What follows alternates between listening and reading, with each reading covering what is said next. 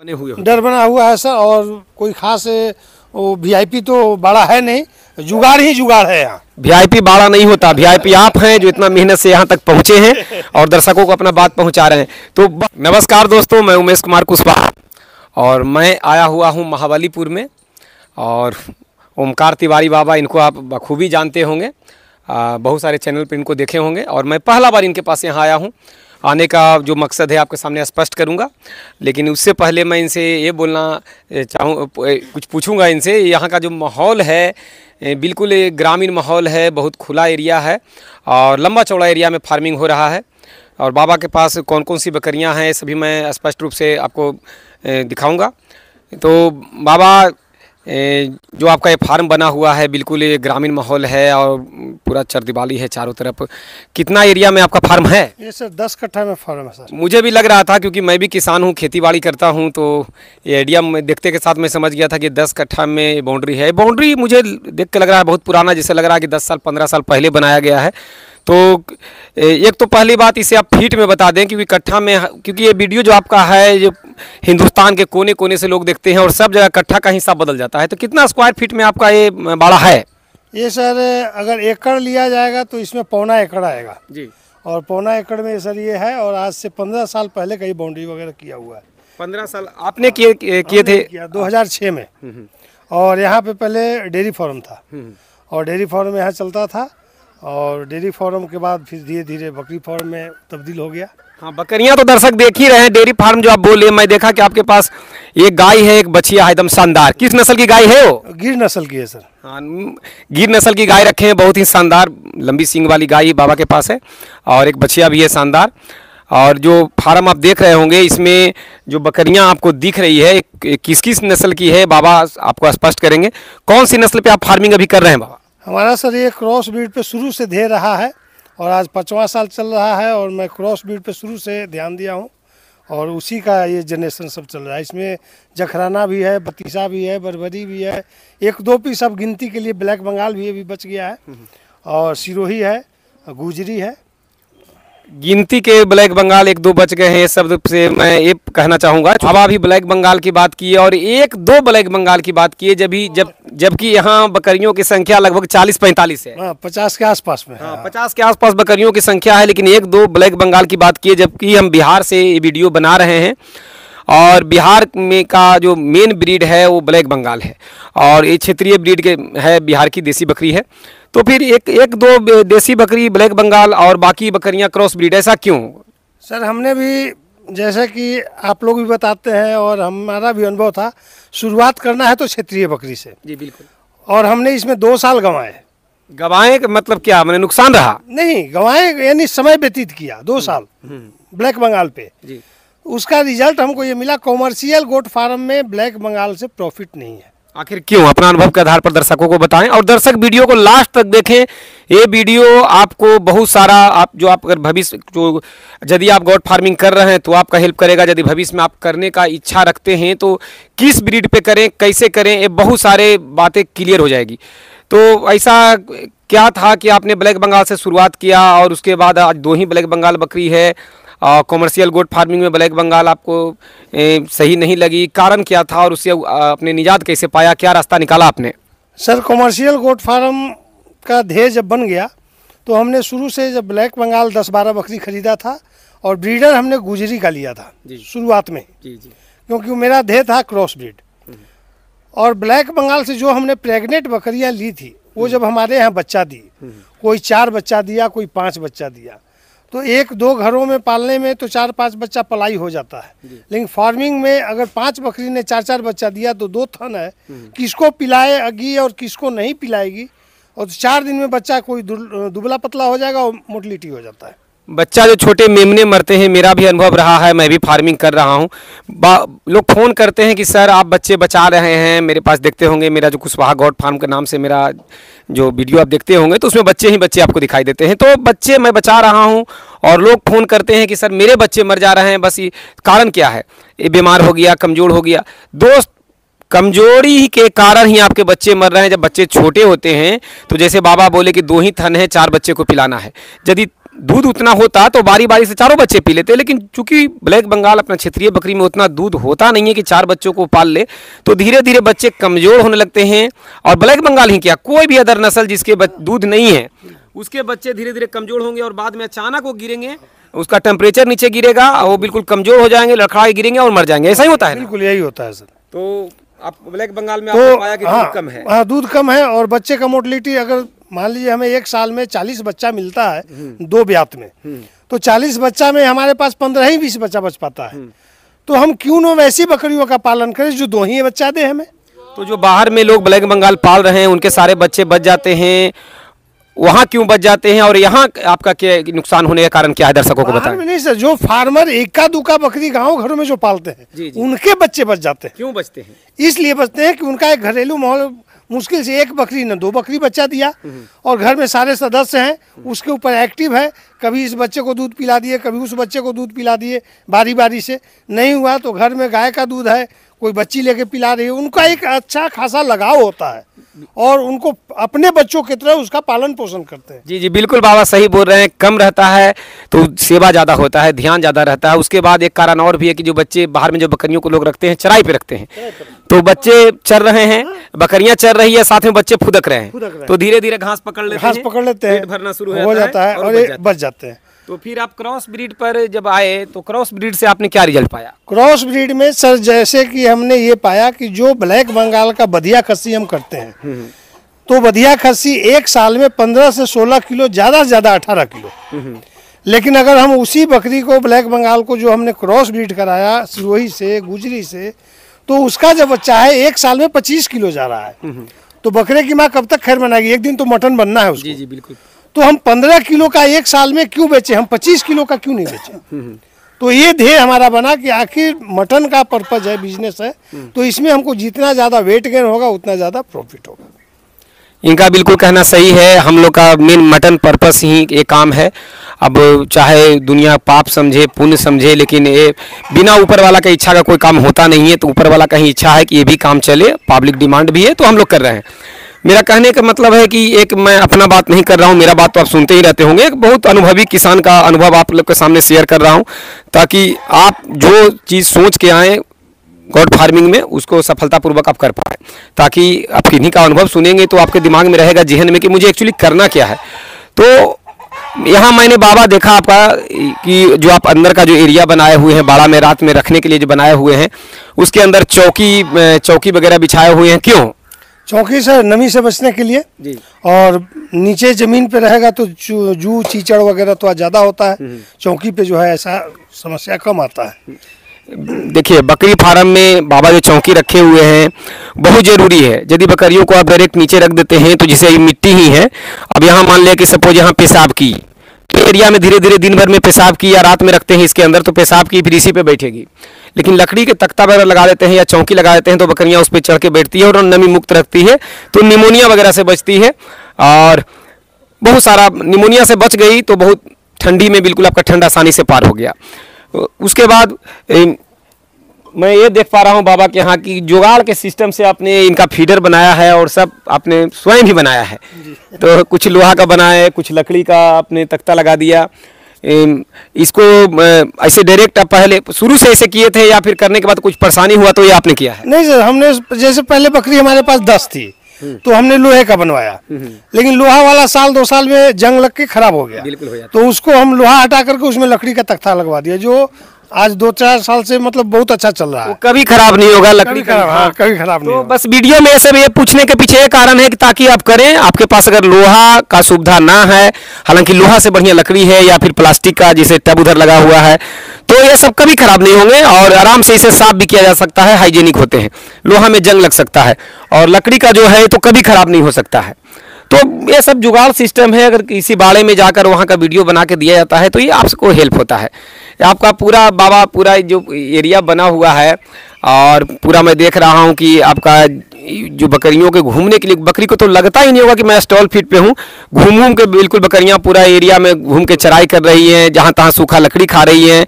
हाँ, सूखा लकड़ी से एक बात मैं कहूँगा, चूँकि आप तो गाँव में हैं बिल्कुल, ये तो पूरा हाँ हाँ शहर से सटा हुआ है, लेकिन एक ग्रामीण एरिया है। ग्रामीण एरिया बिल्कुल। कि फिर भी मैं देखा कि कोई भी हरा चारा बकरियों के बर्तन में नहीं है, तो क्या है, हरा चारा खिलाते ही नहीं है, कोई दिक्कत है? नहीं सर, हरा चारा इससे मतलब पिछले सीजन में हरा चारा मेरे पास नेपियर पर्याप्त मात्रा में था जी। लेकिन जिसका खेत था उसका लीज पे था और कोई विवाद के कारण उसने खेत अपना ले लिया। अब इस साल फिर मैं अप्रैल के बाद खेत लूँगा लीज पे और उसमें हरा चारा फिर लगाएंगे। तो इस साल हमारा हरा चारा का मात्रा कम हो गया। बीच बीच में सप्ताह में जो आम के पत्ते हैं, सागवान है, इनको हफ्ता में 1-2 दिन में कटिंग करके देता हूँ स्वाद चेंज के लिए। मैंने कहना ये चाह रहे हैं कि बगल में जो बाड़ा तो ये आपका अपना है? हाँ बिल्कुल। तो बगल में आपका अपना जमीन नहीं है जहाँ आप घास बोए, दूरी में है? दूरी में है, तो वहाँ से लाने में दिक्कत हो जाएगा। आप अकेला आदमी है इसलिए बगल में खेत लिए हुए थे जो खाली हो गया, दूसरा आदमी का था, इसलिए साल भर से आप हरा चारा नहीं खिला पा रहे हैं। तो आप इतना पहले हरा चारा आप देते थे, अभी आप नहीं दे रहे हैं, तो आपको क्या लग रहा है कि हरा चारा और देते थे उसमें और हरा चारा अभी नहीं देके जो हम सूखा चारा खिला रहे हैं, तो क्या अंतर मिल रहा है, क्या चाहिए किसानों को? हरा चारा का जरूरी है बकरी पालन में, क्योंकि हरा चारा से एक तो बीमारी आपको सबसे बड़ा चीज़ है कि इसमें जो हमारे बकरे में पिछले केस में जो हमने बताया पथरी या पेशाब में कड़क होना, तो ये ज़्यादा अनाज खाने की वजह से ही ज़्यादा होता है। हरा चारा नहीं देंगे तो अनाज देना होगा, अनाज देना पड़ेगा जी बिल्कुल। तो ये हमारी मजबूरी है जो अनाज दे रहे हैं और कॉस्ट भी ज़्यादा गिरता है। नए किसानों को क्या कहेंगे कि पहले हरा चारा का पूरा सुनिश्चित व्यवस्था कर ले तो बकरी पालन करें? हरा चारा अगर है तो बकरी पालन करें, अन्यथा पॉकेट में गर्मी है तो फिर तो आप कुछ भी कर सकते हैं। मैंने हरा चारा नहीं है तो बकरी पालन में ना आए, ऐसा डायरेक्ट? बिल्कुल। हाँ। और अगर जिनके यहाँ सूखा चारा, जैसे हरा चारा तो खिलाएंगे ही, मैं भी कहूँगा कि देखिए बकरी पालन एक लाइव स्टॉक का बिजनेस है, इसमें किसी को देख के आपको नहीं कूदने हैं। हरा चारा साल भर से बाबा के बगल में खेत इनको मिला हुआ था जिसमें हरा चारा बोते थे, खिलाते थे, इनको सस्ता पड़ता था, अब ये सूखा चारा खिला रहे हैं। तो इन्होंने साफ स्पष्ट किया कि हरा चारा के बाद सूखा चारा पे आए तो पेशाब रुकने का परेशानी, बकरियों में ग्रोथ रुका, खर्च बढ़ गया। खर्च का कितना अंतर पड़ जाता है बाबा, हरा चारा है तो और हरा चारा दुगना का खर्च। अगर सपोज 10 रुपया होगा तो 20 रुपया होगा, 20 रुपया हो जाएगा सर। तो किसान 1-1 रुपया के लिए सोचता है, तो जब हरा चारा का व्यवस्था ना हो तो ना करें, हरा चारा की व्यवस्था हो तो ही बकरी पालन करें। यदि कोई सूखा चारा खिलाए या हरा चारा भी खिलाएगा तो सूखा चारा कुछ तो उसे देना ही देना है। तो सूखा चारा में क्या देना चाहिए किसानों को? दलहनी चारा सर। दलहनी चारा का मतलब किसानों को समझाएं। मसूर का हो गया, मटर का हो गया, खेसारी हो गया, मूंग का हो गया, अरहर का हो गया, पत्ती और छिलका जो होता है, तो ये सब दलहनी चारा का जो फली है उसका छिलका हो गया, डंठल हो गया, पत्ती हो गया, सब्जी खिला और ये खिला सकते हैं। इससे आपको मतलब कि उर्वरक क्षमता इसमें ज़्यादा है, प्रोटीन ज़्यादा है। जी जी बिल्कुल, इसमें प्रोटीन है, कार्बोहाइड्रेट है, आपको मिल गया।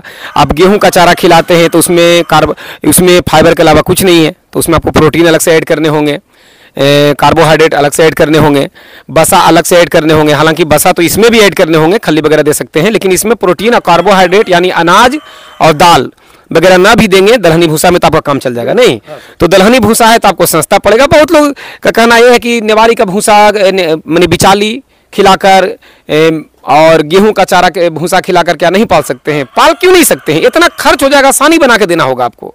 फिर आपको उसमें दाल के टुकड़े देने होंगे, गेहूं के टुकड़े, मक्के के टुकड़े, बाजरा के टुकड़े इत्यादि एक्स्ट्रा देने होंगे, तो फिर आपका पॉकेट पर लोड बढ़ेगा। और चूंकि इसमें कमाई देरी से आता है, तो जो जमा पूंजी आपने लगाया हो तो आप खर्च कर चुके होंगे कमाई आने से पहले, तो फिर आप मंजिल पहुंचने से पहले आपको बैक हो जाना पड़ेगा। अगर सर पुआल देते हैं तो पुआल में तो हमको खल्ली, चोकर, मकई का दाना ये सब मिलाना होगा, समय भी लगेगा और वो देंगे तो उतना कारगर नहीं होगा। अभी सामने सूखा चारा हम दे रखे हैं और सारी बकरियां बिना अनाज के अपना बिल्कुल, हाँ, बिना अनाज के बकरी खा रही है। मैं भी सूखा चारा में दलहनी चारा ही खिलाता हूँ। तो संसाधन, लाइव स्टॉक के बिजनेस में संसाधन हो तो आए। और एक धुरंधर व्यक्ति भी ये बात बोल रहे हैं क्योंकि इन्होंने इतना टाइम इसमें दिया है। बाबा अभी अगर बात किया जाए क्रॉस ब्रीड पे तो कुछ नस्ल भी आपके पास होगा, तो मैं देखा कि ब्रीडर आपका कोटा का है, कोटा नस्ल का ब्रीडर है। कुछ बकरियां सिरोही है, कुछ सोजत भी है, ब्लैक बंगाल का खस्सी भी मैंने देखा है, कद्दू का ब्लैक बंगाल भी है, और ब्लैक बंगाल एक पीस तो मैं देखा कि एकदम लाजवाब है। तो अभी आप इतना दिन के फार्मिंग में किसान अगर करना चाहे, शुरुआत ही करना चाहे, तो वो किस तरीका से पहला कदम कैसे उठाए और अगला कदम क्या उसका होगा? देखिए सर, ब्लैक बंगाल में भी 2-3 साइज की बकरियां हैं जी। तो जो अच्छी बकरी है उनको तो मार्केट में नहीं मिलेगी, नहीं कोई बेचता ही नहीं बेचता किसान। ही नहीं। हाँ, तो फिर भी जो मार्केट में अवेलेबल है अच्छी फ्रेम में जो बकरी ब्लैक बंगाल की है वो उठा ले। या तो फिर किसान के बीच में वो निकले और रिक्वेस्ट करे, एका दुका करके जमा करे, और उस टाइप की जो बकरी लेंगे तो निश्चित है कि वो बकरी गाभिन हो सकती है। तो जो पहला बच्चा देगा उनके यहाँ तो ब्लैक बंगाल ही देगा। लेकिन बकरी अगर 10-12 आप ले लेते हैं तो ब्रीडर आप चेंज करके ले, ब्लैक बंगाल का ब्रीडर न रखें और बरबरी उठा ले, क्रॉस ब्रीड में सिरोही उठा ले, या जो आपको अच्छा लगे ब्रीड उसको उठाइए। और नेक्स्ट जहाँ हमने 2 साल के बाद ये अनुभव लिया वो आप 1 साल के बाद आपका रिजल्ट जो है 6 महीने के बाद जो पहला पीरियड में गाभिन बकरी आएगी, दूसरा आपके बकरे से जब क्रॉस होगी तो वो क्रॉस बकरी आपको काफ़ी मुनाफा देगी। तो सवाल यहाँ तो फिर ये आ जाएगा दर्शकों का कि मान लिया हम ब्लैक बंगाल बकरी ले लिए और ब्रीडर हमने दूसरा ले लिया, तो फिर दूध का तो प्रॉब्लम होगा। दूध का प्रॉब्लम होगा सर। हाँ। लेकिन जो क्रॉस ब्रीड से बच्चे मेरे आएंगे तो उसको झेलने के लिए जब आपके पास ब्रीड आ जाएगा क्रॉस ब्रीड, वो पठिया आप रख लेंगे और धीरे धीरे अपने ब्लैक बंगाल को घसकाते जाए, वो पठिया फिर दुधारू हो जाएगी। जी हाँ। हाँ, बस ये कहना चाहूंगा क्योंकि बहुत सारे सवाल हैं कि आप मान लें कि बकरी ब्लैक बंगाल ले आए, 2 ब्यात की हो गई तो सिरोही से हमने क्रॉस करा दिया, जो बच्चा आया तो सिरोही का तो बच्चा आ गया, अब दूध उसको कैसे पूरा होगा। तो दूध पूरा होगा, थोड़ा दिन आपको कष्ट करने होंगे, 1 राउंड आपको कष्ट करने होंगे, क्योंकि आपने पैसे शुरू में कम खर्च किए, आपके पास उतना था नहीं, आपको सीखना भी था और आपने क्षेत्रीय नस्ल से शुरू किया, तो अब क्षेत्रीय नस्ल में आपको पैसा कम लगा और उससे लाने के बाद क्रॉस ब्रीड की बकरी पठिया आप तैयार कर रहे हैं तो आपको खर्च तो होगे ही, क्योंकि अगर आप शुरू में ही सिरोही ले आते, शुरू में बरबरी ले आते, शुरू में ही दूसरा क्रॉस ब्रीड कोई ले आते तो आपको महंगा पड़ता। हाँ, लेकिन आप सस्ता में गए हैं तो थोड़ा सा खर्च अब आपको उठाना पड़ेगा बच्चे देने के बाद।